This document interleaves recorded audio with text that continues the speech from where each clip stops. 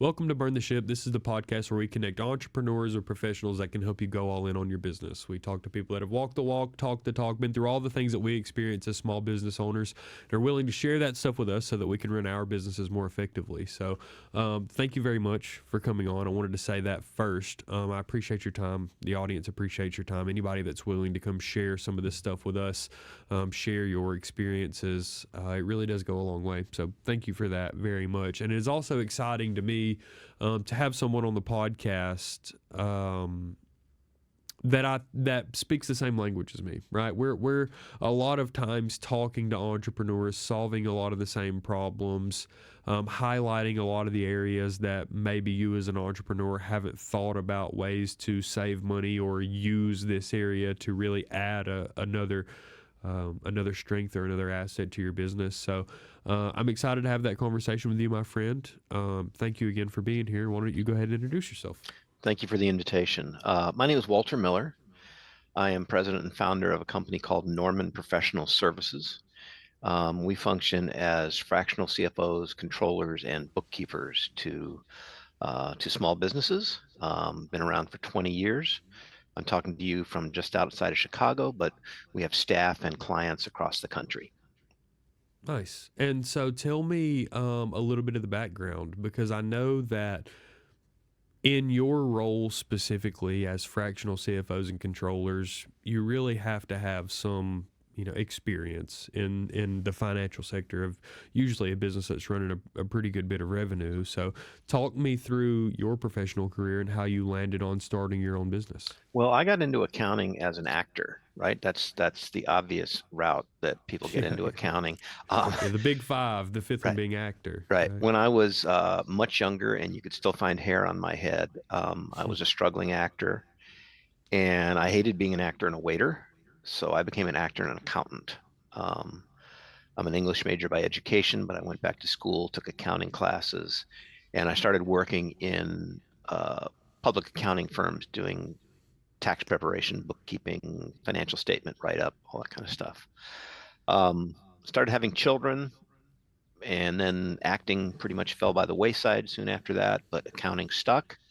I ended up spending almost 2 decades in public accounting, and somewhere along there decided I did not want to become a CPA, but I did all their grunt work. So kind of like a paralegal might support an attorney. That's Sure. how I supported CPAs for 2 decades. And I worked in a series of smaller firms that all served a very similar clientele. The clientele was all small, closely held businesses. So I saw hundreds and hundreds of business models, how people made money, lost money, saved money, spent money, what worked, what didn't. And then I had one too many tax seasons. The stress is god awful. The hours are brutal. And so I left. The first thing that I did was I landed a job as a controller in a really interesting food related business. We were about 5, 7 million in revenue, 20 people, great boss, wasn't planning to do anything. And these bookkeeping side jobs sort of dropped out of the sky and fell in my lap. My kids weren't little anymore, but side money was still interesting to me. So I said yes. I said yes again. And before I knew it, honest to God, I had like 12 clients in 90 days, none of whom I'd gone looking for. So I said, wow, that's different. That's never happened to me before. And I Sure. realized I had stumbled into the field of outsourced bookkeeping. I was attracting opportunities for people who needed help with their bookkeeping. It just wasn't a full-time job. And when you describe companies with that criteria, those companies are everywhere. I had joined a networking group for professional development, so I began to seek this kind of work intentionally. That pretty quickly led to successful referrals. And then very early in the game, I went back to my boss and I said, "Hey, would you like to be a client instead of an employer?"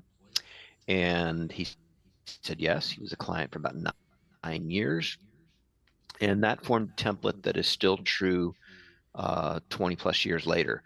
For a good chunk of our clients, we are their entire accounting department. I always say everything that ends in the phrase "walk it over to the guys in accounting." That's who we are. We're those guys in accounting.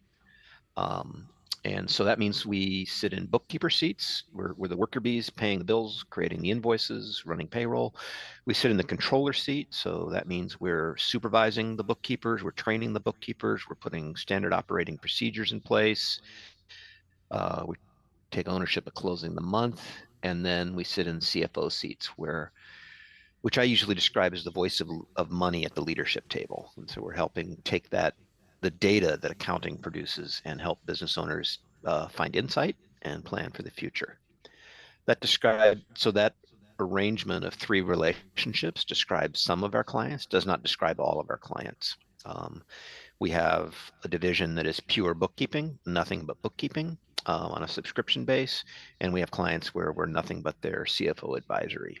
Um, but our favorite relationships are where we're doing all three of those. Explain to me the benefit of outsourced bookkeeping versus in-house accounting. I would Or say, I guess that doesn't really grab the whole breadth, but the outsourced CFO relationship, the outsourced accounting, and the bookkeeping side of things versus the that same suite of perspective in house. well, with the bookkeeping, often what we see is the benefit. We're often replacing the business owner. The business owner is their bookkeeper. And if it's not the business owner, it's their sister or their cousin who's kind enough to do the bookkeeping, but uh, is probably holding down another job. In other words, someone who's not a trained bookkeeper is usually Sure. doing the work. And if it's the business owner, one of the benefits is to give that time back to the business owner. So that's one benefit. The other, I think, in sort of all levels, whether it's in the bookkeeping, the controlling, or the CFO, is you're able to receive a level of expertise on an as needed and as required basis. So you're not carrying the payroll burden of a full-time employee when what you really need is a bookkeeper 1 day a week, or you need to Right. talk to a CFO once a quarter, and you're not carrying that payroll burden. Sure. Yeah. It can be fit to the needs of the size that you are at that given time, rather Exactly. than it's a big leap to go on from doing the books yourself to having a full time person in house, having to train that person, still really not getting much of your time back because of that course of action that you have to take to teach someone about your systems and processes. Um, and then not really having that team to analyze things as things change, right? And so Exactly. for scaling companies, I think that outsourced bookkeeping, a CFO relationship with a fractional CFO and a bookkeeper is a probably the fastest way to get your books in order if you find yourself being a growing and revenue company, right? And tell me this, the the story of finding those clients with a specific need early on in your journey as you began to advertise what you did, does that still continue to ring true today as you've continued to grow out your team, bring on people, define your offering, and grow those systems and processes?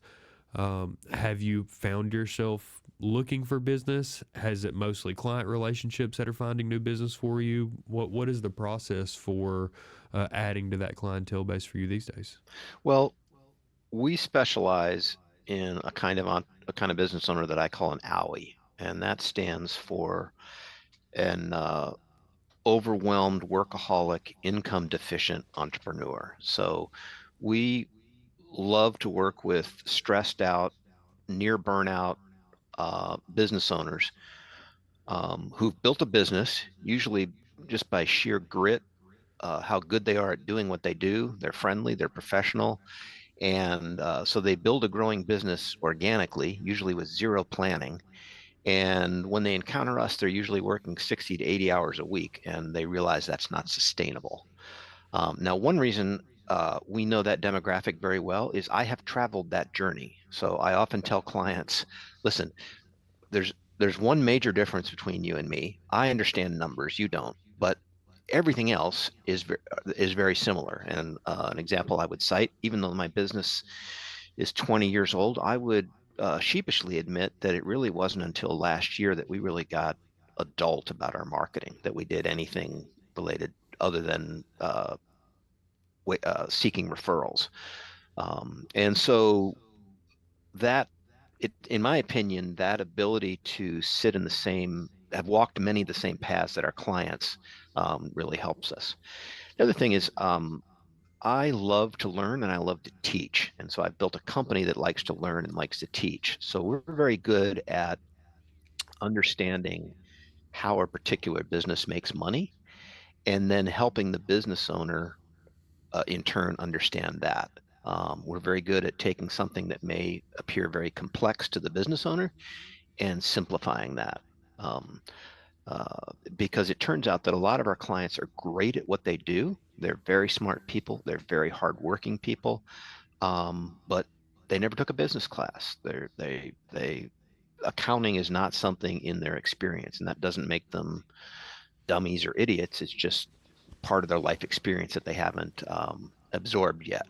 And in my experience, an entrepreneur can only go so far, without learning some of the basics of accounting and business. Accounting, for instance, has its own language, and to understand the vocabulary of accounting and why those terms exist, and to be able to speak in the language of accounting gives a business owner the ability to understand, um, how their business operates, how cash moves in and out of the business, how to improve cash, and all kinds of, in my opinion, interesting things about their business. Sure. Yeah, absolutely. That leads me perfectly into my next question because I think that one of the difficult things about my industry specifically, right? And this has been one of the things I had to learn to overcome as a salesperson was that you learn the technical side of your business and you probably can regurgitate the jargon that you hear.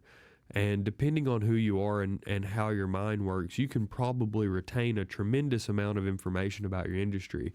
And the reality is that the business owner doesn't always want to know everything that you know, right? There is an art and a skill to being able to keep things simple while also curbing the natural unrest that someone has with putting the financial responsibility of their business on you as a person.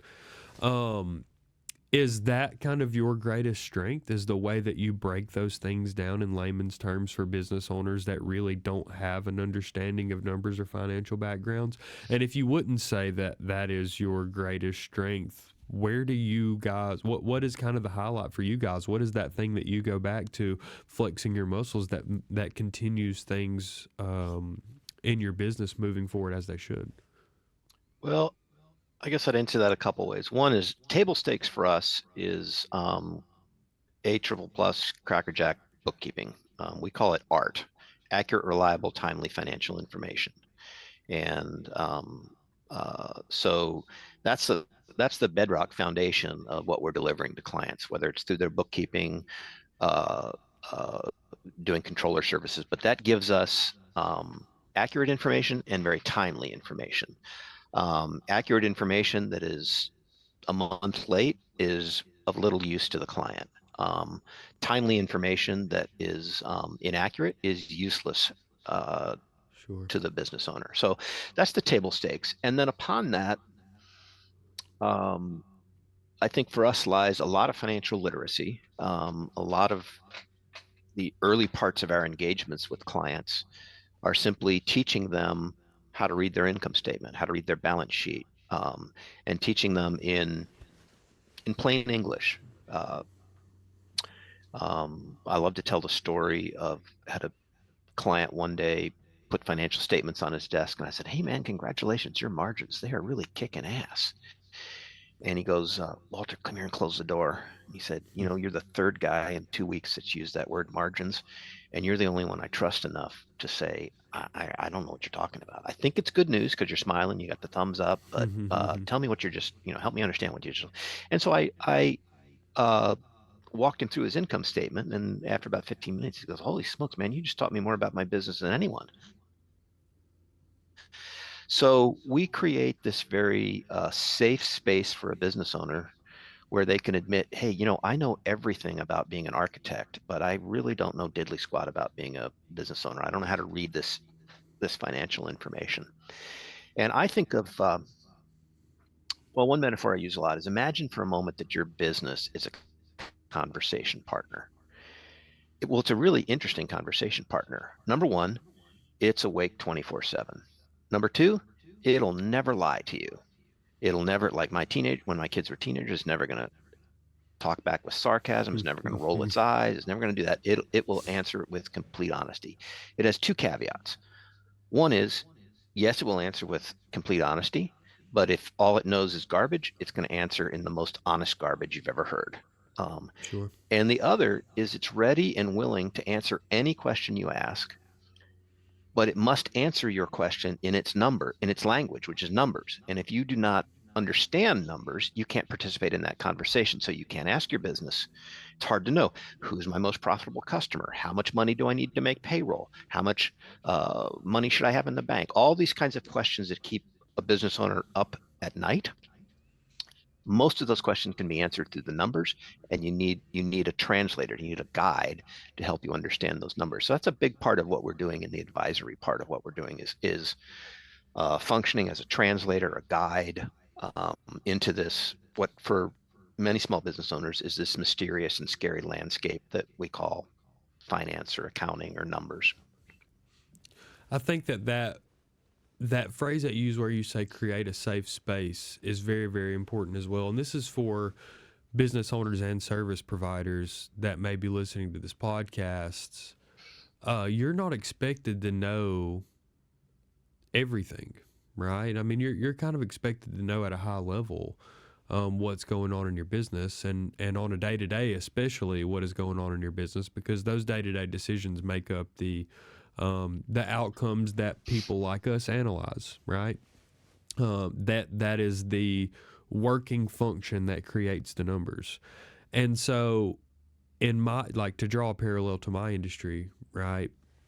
Um, or to any industry. You could use any industry, right? It does not behoove you as a salesperson or as a service provider to tell someone that you are pitching on a service or product how bad their deal is, right? It doesn't benefit you to sell. So, oh, this is the highest rate I've ever seen, or this is the most I've ever seen someone spend for this, right?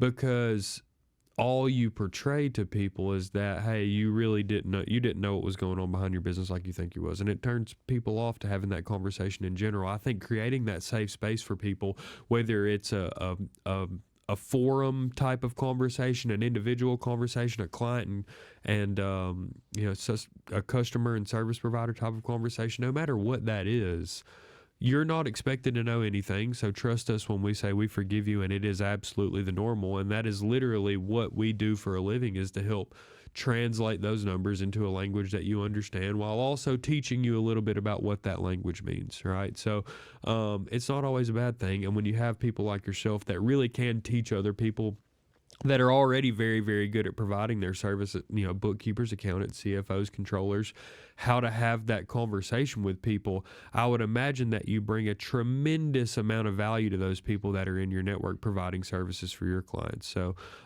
kudos to you. It really speaks to how the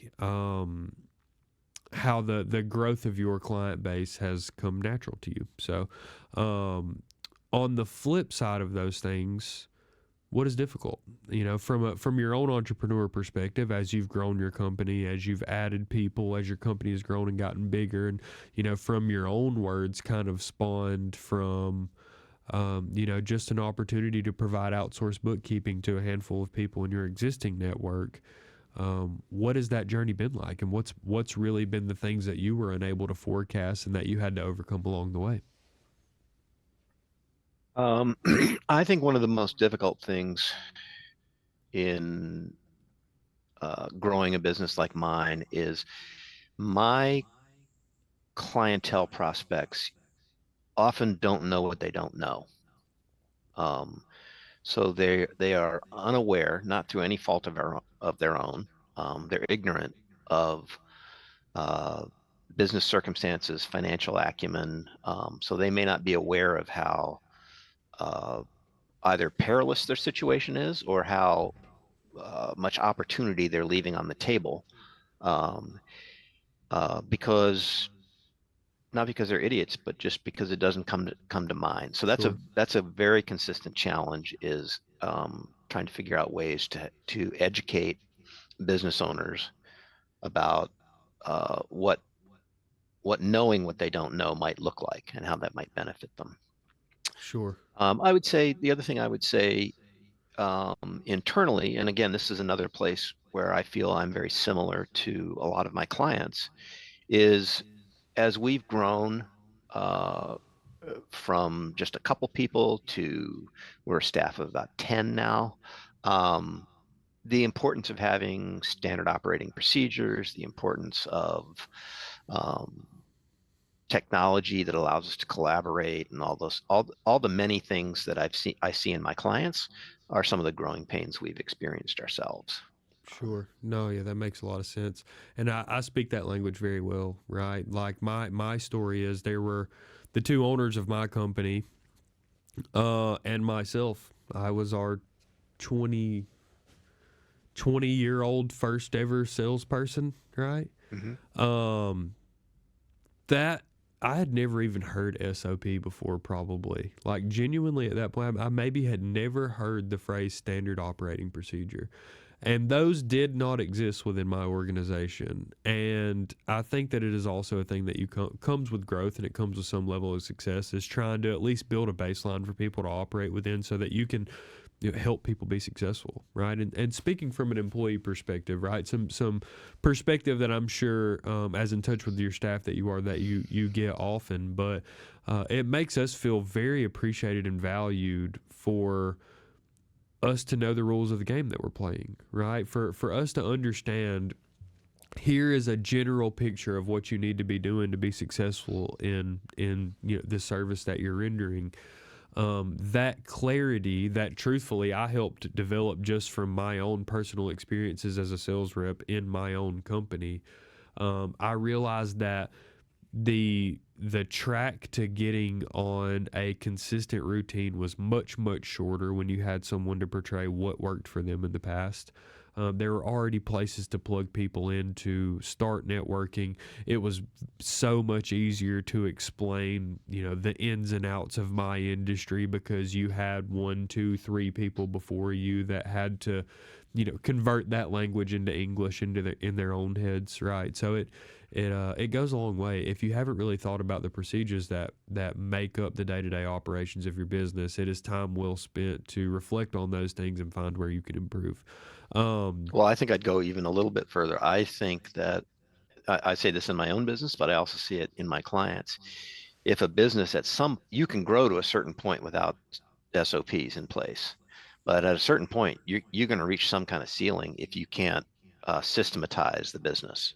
Um, I always say my business had to go from doing it the way Walter did it to doing it the way the company did it. And right, right, yeah, and I've noticed as well, if your company is growing, it logically in your mind makes sense for your goals to grow year after year, right? Of mhm. whatever that goal is, to profit, ARR, whatever that may be, is I'm going to boost my goal, boost my goal. If you find it harder to hit those goals than you did the year before, even though your network has grown, your customer base has grown, maybe your average ticket is higher than it was last year, it's probably a procedural issue. Almost always, right? Because usually it comes down to time. Like, you know what you do, you know what to sell, you know what you do well, and you know what your customer is looking for. But it's harder for you to grow the skill that you anticipate or that you aspire to. More than likely, it's a procedural issue within your company. So yes, you're absolutely, that ceiling definitely exists, right? And I felt it.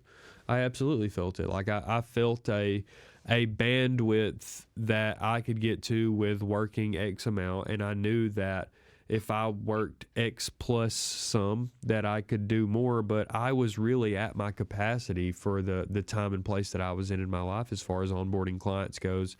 And then the next year would go around, and these 30 or 40 clients that I brought on last year, now I have to maintain that relationship and fix problems as they arise, while also navigating the continuous growth of my own client base, which Right. is really difficult. So you have to have the procedures in place. You have to have at least some idea of customer success or service to give your salespeople, especially, the ability to do what you hired them to do, which is sell things for you. So, Well, as um, one wise person said to me once, he said, "Your business has systems. I don't care whether they're written down or not. It's got systems because you're behaving in a certain way. The question is, do you know that your business, are you aware that your business has systems? Are those systems accidental or intentional?" And yeah, absolutely. Yeah, and you find those systems, like I knew how to turn a deal in. I okay, knew how to get someone apt. I knew how to take up a setup fee or to take a check or get a bank letter.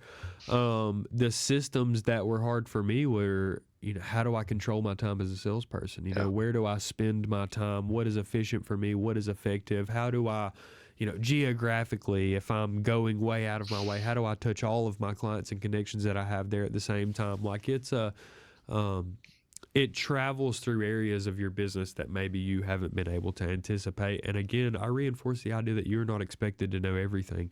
Um, Genuinely, it is the reason that even people like myself lean on people like you, Walter, to answer questions for us, because I don't have the amount of experience that you have, one, as an entrepreneur, and two, inside the financial side of as many businesses as you have been in. So, genuinely, it's a pleasure to add you to my network, because even myself, who is literally in the financial side of hundreds of businesses on a day-to-day basis, you can't know everything, and you need some perspective to be able to understand those things. There's some part of that language that you may not know, and exactly like Walter said, having someone to translate those things into your own words um, can really change the way that you feel about your business and can change your perspective on the way that you spend your time. Um, Tell me this, Walter, how can we support you? I really appreciate the information that you've given us today, and I know my audience is going to reciprocate that same feeling. And I look forward to trying to connect you with some of the people in my network that I think that you can bring some value to. But how is it that us listeners and myself and my organization can support you? well, I think one of the things we are doing in 2025 is we are getting out with a lot more webinars, webinars that we're presenting ourselves, webinars that we're co-presenting. And so people can go to our website, which is www.normanprof, Norman like the name Norman, prof.com. We have an events page, and we're trying to do one or two webinars a month. I've got one that I call "Forecasting from the Heart, Budgeting from the Brain," that uh, is a walks participants through a way to forecast revenue and expenses for the next 12 years, 12 months, that aligns with their vision. Um, I'm working. I'm developing a webinar with a woman in North Carolina who heals money wounds. Oh, cool. And we're building a webinar we're calling Healing Money Wounds, Building Money Muscles. Hmm. I've been, uh, it's been interesting to me to discover that some of the ways my clients behave have nothing to do with their current business. It has something to do with their family history and their stories around money that were probably formed in their personalities before they were 10. Sure. And so that's been a fascinating subject. Sure, absolutely. Yeah, please clue me into those webinars, because one, I would love to help you market those things to people that I think would find value to those in my network. But two, I'd love to listen, right? Because I am sure that I fall into that category. Um, I must have gotten good habits from before 10, because I just don't spend money ever. Mhm. Um, I actually I outsourced my spending to my wife, actually. Um, it was very interesting how that relationship reared its head. We make the money together and she spends it all. It's really cool. But yes, I appreciate the time on the podcast today. My wife will be the first listener. No, I'm just kidding. But no, I really do appreciate it. I think that entrepreneurship is difficult, right? And the language of money is complicated. And whether you need someone to handle your billing, whether you need a controller, whether you need um, a perspective of a fractional CFO, or you need someone to keep your books in line so that you can understand whether your business is healthy or not, to be frank. I really do think that you guys are an excellent solution. I look forward to trying to No, I look forward to conveying that message to some of the people in my network, because I specifically think that some of the people that make up some of my best clients, because they are focused on what they're doing and good at what they're doing, probably stand to gain the most from a relationship with a company like yours. So I look forward to making those introductions to you. And for you guys that are listening, please, if there's anything that I can do to you or an introduction that I can make, please let me know. If there's people that you want to see continue to give us recommendations in the comments, I see those. I reach out to those people. We call those people. We have them on the podcast. I know you guys notice those things later. So, any recommendations for people that you'd love for us to talk to, please let us know. We go find them. So, until next time, work hard, burn the ship.